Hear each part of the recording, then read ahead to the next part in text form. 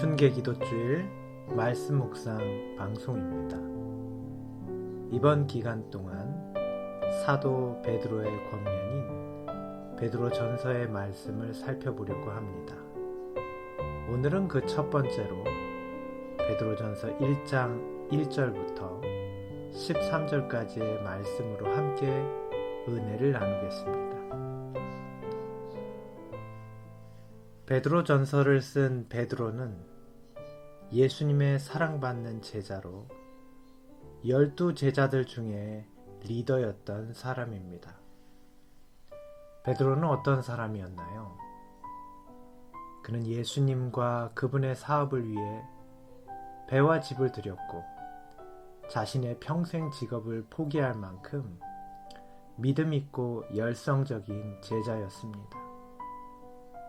그러나 그는 예수님의 십자가 희생의 전날 밤, 그가 그렇게 사랑하던 주님을 3번이나 부인하고 배신했던 사람이기도 합니다. 주님께서는 그런 베드로의 믿음을 회복시켜 주시고 복음 사업을 다시 맡기셨습니다.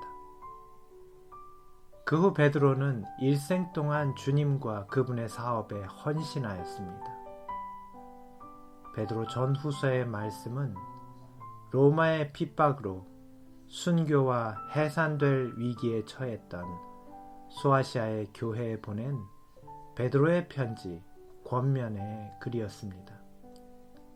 그는 베드로 전후서의 말씀으로 그들의 믿음을 굳게 하였고 교회들로 믿음의 승리를 경험하게 하였습니다. 마지막에 베드로는 십자가에 달려 순교함으로 자신의 권면을 자신의 믿음으로 증거하였습니다. 베드로 전서의 말씀은 이 은혜의 시기 마지막을 사는 우리에게 큰 교훈을 줍니다.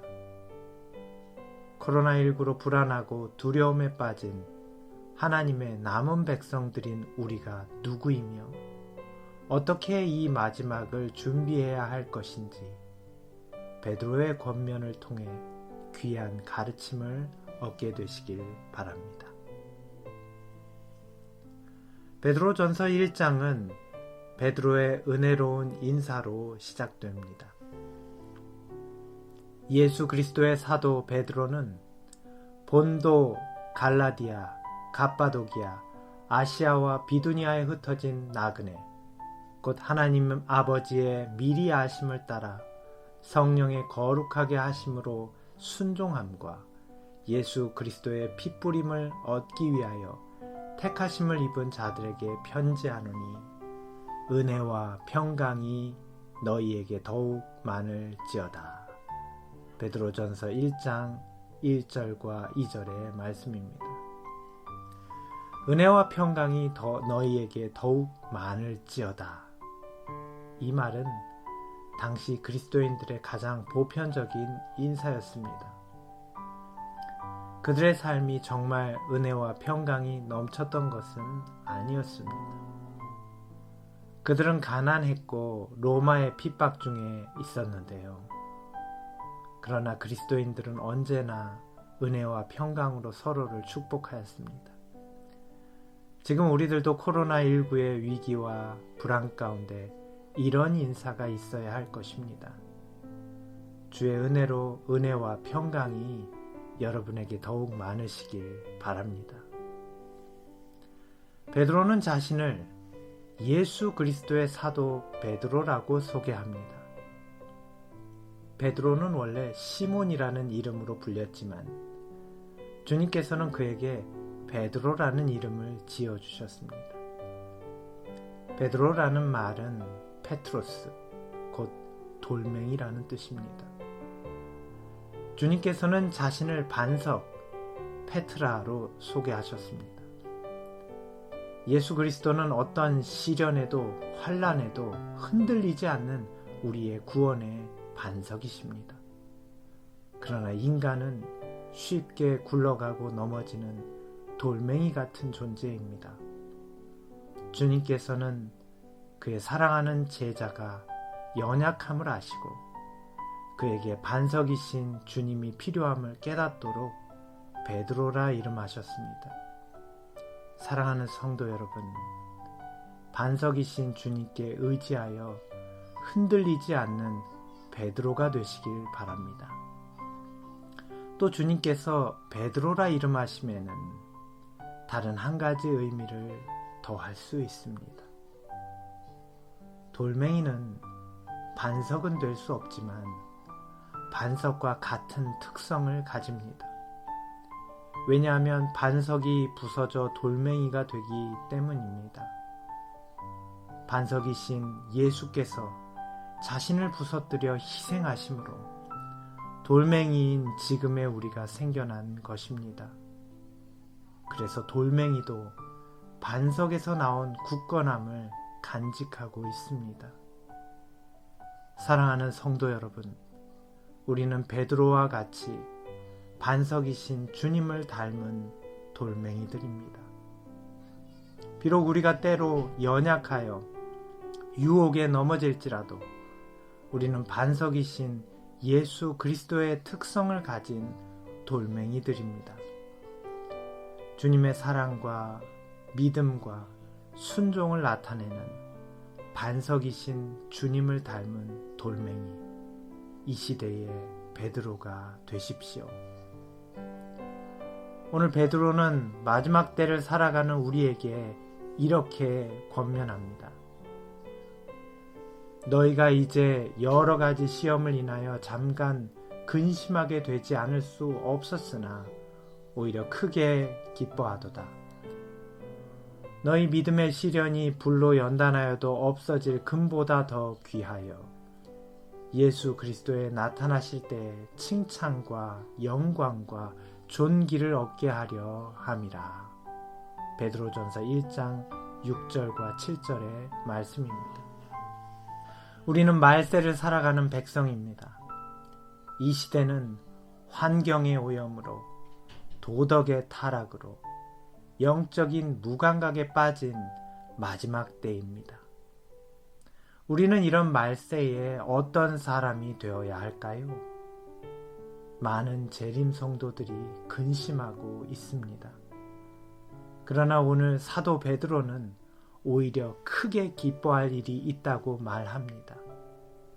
그것은 우리에게 임한 시련의 때는 우리로 주께서 재림하실 때 칭찬과 영광과 존귀를 얻게 할 귀한 믿음을 얻게 하는 기회가 되기 때문이라는 것입니다.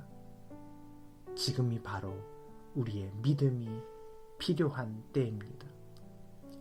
엘렌 화이트는 가려 뽑은 기별 3권 145페이지에 이렇게 권면하였습니다. 하나님을 믿으라고 천사가 말했다. 나는 어떤 이들이 믿기 위하여 너무 힘들게 애쓰는 것을 보았다. 믿음은 매우 간단한데 그대들은 그 너머를 쳐다본다. 사탄은 어떤 정직한 자녀들을 속이기 위하여 애썼으며 그들로 하여금 가치를 찾기 위하여 자기 자신을 보도록 하였다.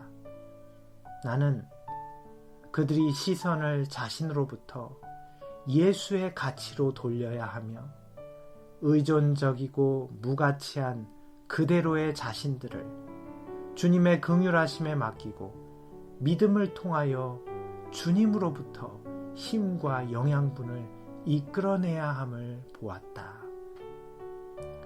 사랑하는 성도 여러분, 오늘 우리가 해야 할 일은 말세에 일어날 시련과 환난을 근심하는 것이 아닙니다.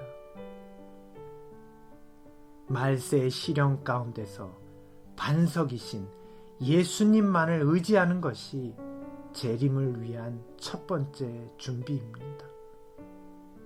하늘 지성소의 대제사장이신 예수 그리스도를 믿음의 눈으로 바라보십시오. 오늘 우리의 중보자만을 의지하십시오. 베드로의 죽음과 관련한 일화는 우리에게 큰 감동을 줍니다.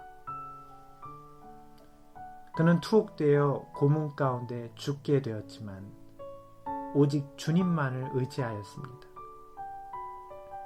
과거에 주님을 부인했던 베드로는 결코 다시는 주님을 부인하지 않았습니다. 그리스도를 향한 믿음을 부인하라는 이런저런 회유에도 응하지 않던 교회의 지도자인 베드로에게 로마의 위정자는 그 당시 최고형인 십자가형을 선고합니다. 그런데 십자가에 달리려던 베드로가 돌연 그들에게 선처를 호소합니다. 그들은 그를 회유하려고 그의 호소를 들어줍니다. 베드로는 그들에게 간곡하게 이렇게 말했다고 합니다. 나는 베드로요. 나 같은 자가 어찌 주님과 같은 모양으로 죽을 수 있겠소? 그러니 나를 십자가에 거꾸로 매달아 주시오. 베드로의 유언은 이런 뜻이었습니다. 나는 일생 반석이신 주님을 의지했던 베드로입니다. 우리 모두 반석이신 주님만을 의지하는 베드로가 됩시다.